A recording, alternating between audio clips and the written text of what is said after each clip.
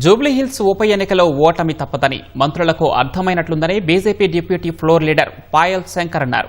కేంద్రం నుంచి రాష్ట్రానికి వచ్చిన నిధులపై చర్చకు సిద్ధమా అని మంత్రి పొన్నం ప్రభాకర్కు సవాల్ విసిరారు. కావాలనే బీజేపీపై నిందలు వేసి పబ్బం గడుపుకుంటున్నారని పాయల్ శంకర్ మండిపడ్డారు. మజ్లిస్ మద్దతు ఉందనే అహంకారంతో మంత్రి పొన్నం ప్రభాకర్ మాట్లాడుతున్నారని ఆగ్రహం వ్యక్తం చేశారు. కాంగ్రెస్ పార్టీ మంత్రులు మాట్లాడుతున్నటువంటి తీరు చూస్తే జూబ్లీహిల్స్ లో కాంగ్రెస్ పార్టీకి ఓటమి తప్పదని వాళ్లకు ముందుగానే అర్థమైనట్టున్నది. భారతీయ జనతా పార్టీ గురించి మాట్లాడేటప్పుడు భారతీయ జనతా పార్టీ శక్తి మీకు తెలవనట్టున్నది.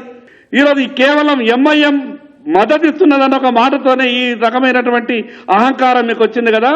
రేపు ఇదే జూబ్లీహిల్స్ లో హిందువులంతా కూడా మీకు కర్రు కాల్చి వాత పెట్టడానికి సిద్ధంగా ఉన్నారు. ఇదే రకమైనటువంటి అహంభావమైనటువంటి అహంకార మాటలు మాట్లాడిన టీఆర్ఎస్ కు ఏం గతి పట్టిందో రేపు కాంగ్రెస్ పార్టీకి కూడా గదే గతి పట్టబోతా ఉన్నది.